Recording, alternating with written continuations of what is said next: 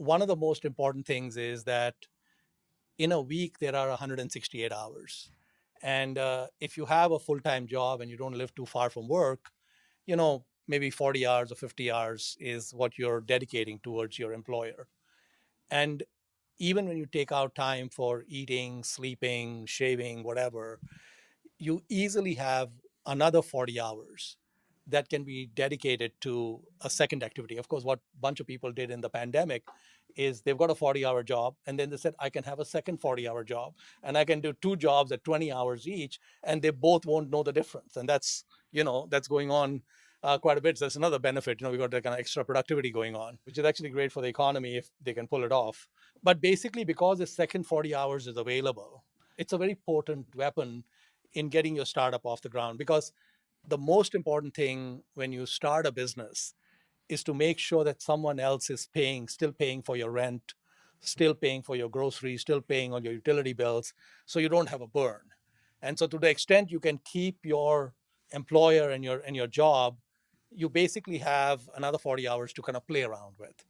And what has happened in the last few years is not only are a lot of the possibilities for people in Thai kind of digital type businesses, but in the last few years, they've gone more towards apps and kind of converting in different ways atoms into bits, right? So there's a whole bunch of different businesses that have been formed and will continue to be formed that are effectively converting atoms into bits. And when you're trying to do these, so you come up with an idea of some kind of atom to bit conversion. You have your job. We have AWS, so you don't need to buy a server, or you don't need to buy a computer or anything. You can just rent everything from Jeff, and he'll rent it to you at a very low price, which is great. And you can give it a shot, right? And so you come up with some app, or you come up with some business. The amount of capital it needs is very low because it's mostly between your ears what you're thinking about and such. So capital is really not required. You've got someone paying your bills, and you give this a shot. And let's say it doesn't work. It's okay, no big deal. You go back to the drawing board, come up with a second idea, and give that a shot. And if that doesn't work, that's also okay. So as long as you keep your job, you can keep, firing bullets from this gun 50 times, 30 times, right? I mean, so, and eventually, if you pay attention to some of the rest of the things I'm going to tell you, by the third time, you might hit pay dirt. You might not even need to get to the 10th time. You might get there at the third time.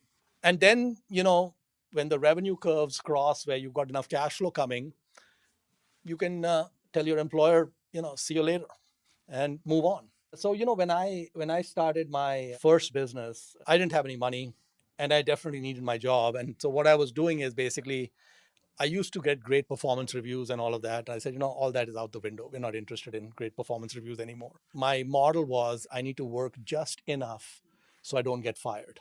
So what I did is I just took it way down, right? I said, they're going to get 40 hours. They're not going to get 40.1 hours. It's going to be 40 hours. And before I went to work, I'd work a couple of hours on my business. And after I came back, I'd work. And on the weekends, I'd work. And then if I had, client meetings, whatever, I'd take half a day off and then go to those meetings. And about 9 months after I was doing all of this, I had the first client. And then I think by the 10th month, I had like 3 clients. And of course, there's a big pipeline that had been building. So I knew a lot more. So by that time, I had enough cash flow so that it exceeded my salary. So I went in to see my boss to resign.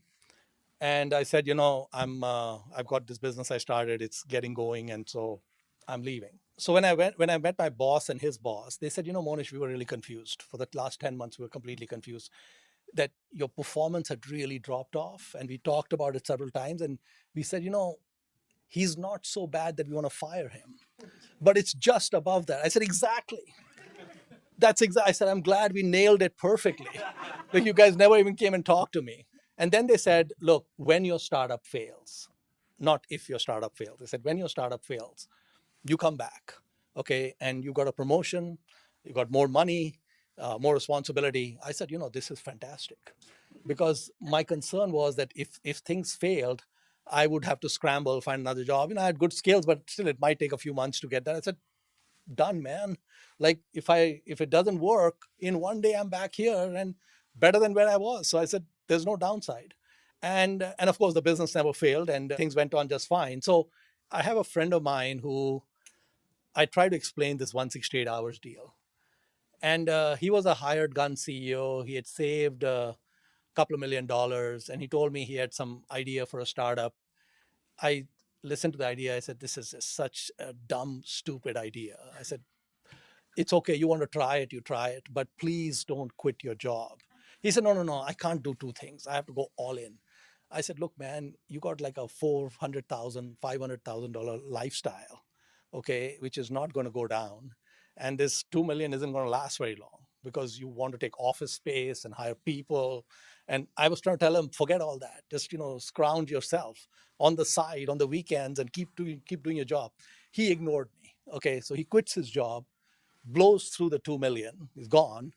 Then he's scrambling to find a job, which he did find eventually, but now the money is gone, right? So it was like, like you didn't need to do that. And it was such a stupid idea. I don't even want to tell you the idea because you see how stupid it was, you know, like I knew it wasn't going to work. So anyway, and I tried to give him all the frameworks. Of course, he wasn't interested, but that's okay. He's designed to be a hired gun. He'll be a great hired gun forever, which is great.